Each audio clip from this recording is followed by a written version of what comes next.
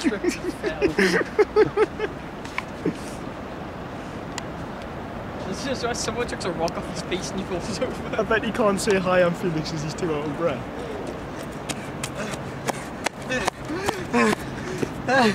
So who are you?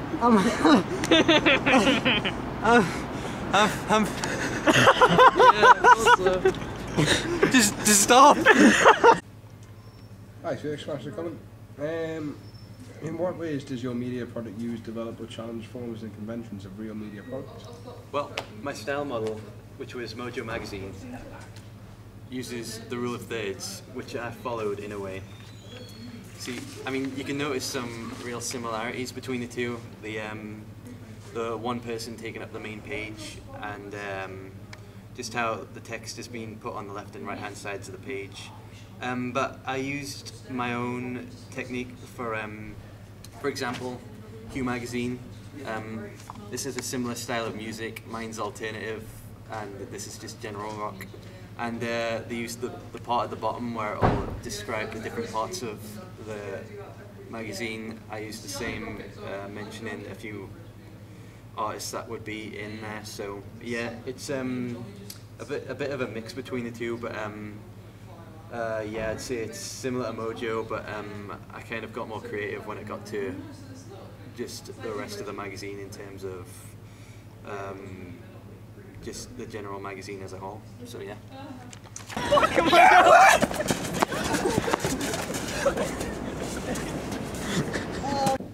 Okay, next question. How does your media product represent particular social groups? Well, in terms of representation, my magazine has one person on it. It's a young person and just lying in the grass. So it basically shows, I don't know, I'd say the demographic is people aged, I don't know, 16 to 24, you know, so just a young people kind of thing.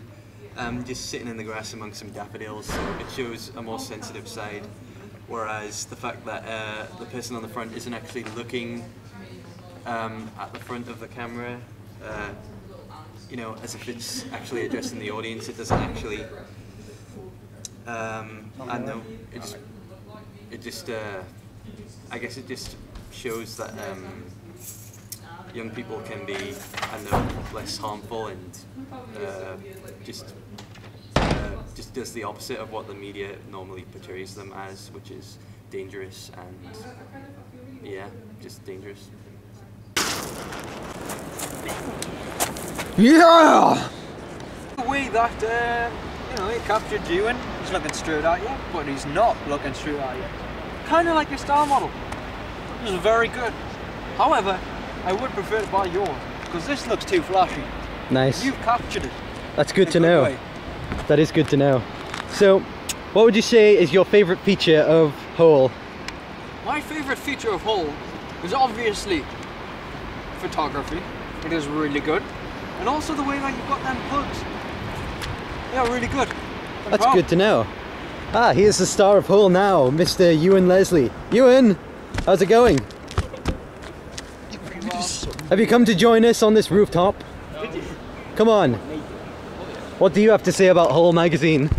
Pretty swell. What do you like about it the most? It's green. Would you say it resembles the style model, Mojo magazine? Some of them, would you? Sort of. How would you say sort of?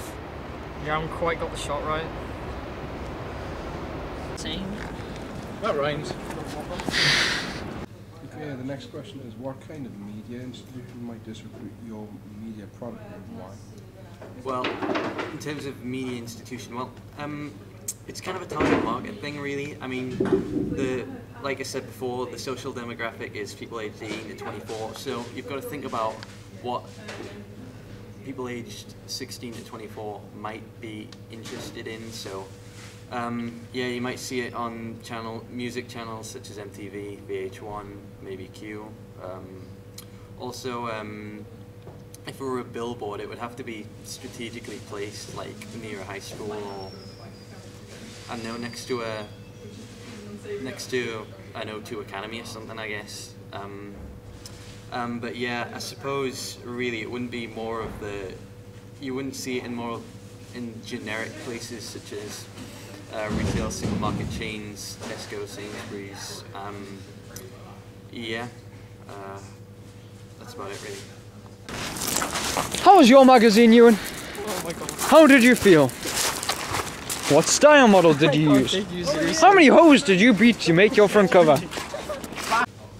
Okay, who would be the audience for your media product? Well, for my target audience, well, I've mentioned a few times people aged 18 to 24, but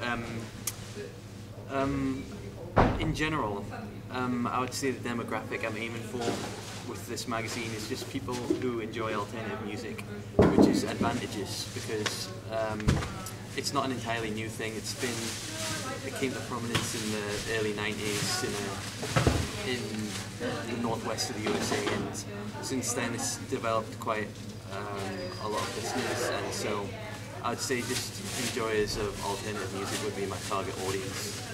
This can range between people aged 16 to, I don't know, even late 50s, although I wouldn't expect as many people in the late 50s to purchase the magazine, especially considering it wouldn't be seen in many commercial outlets, so yeah. Okay, next question. What have you learned about the technologies from the process of constructing this product? Right, well, for the vast majority of the project I used Adobe Photoshop 4, which was quite complex but at times simple to use, but yeah, I learned quite a lot. I mean, before making this magazine I made quite a few practice magazines, I got feedback and I was basically told to just learn as much about Adobe Photoshop as possible, and yeah, I learned quite a lot how to edit a background, because this isn't actually all grass. A considerable portion of it is in fact fake, and as well as the use of different font styles, what would go well, and a tiny bit of this person was cropped out to make it go better with the background, which was important, as well as you'll notice a few daffodils in the background. To kind of space it out a bit more, a few were deleted around the back and a few were actually included towards the front. So yeah, I learned quite a lot from Adobe Photoshop. Ewan, stop writing things in the sand! And finally, our last question. Looking back at your preliminary task, what do you feel you have learned in the progression from it to the full product?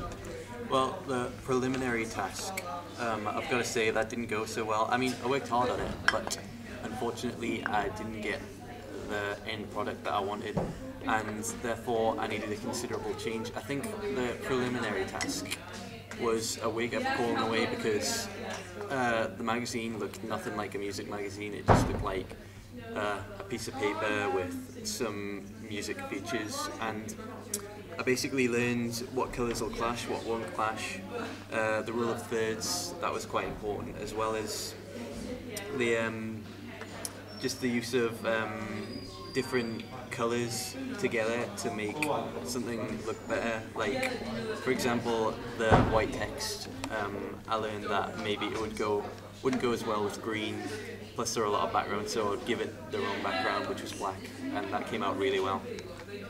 One of the features I was proud of. So from the preliminary task onwards, I would say I've learned quite a lot, and I'm glad I did this project.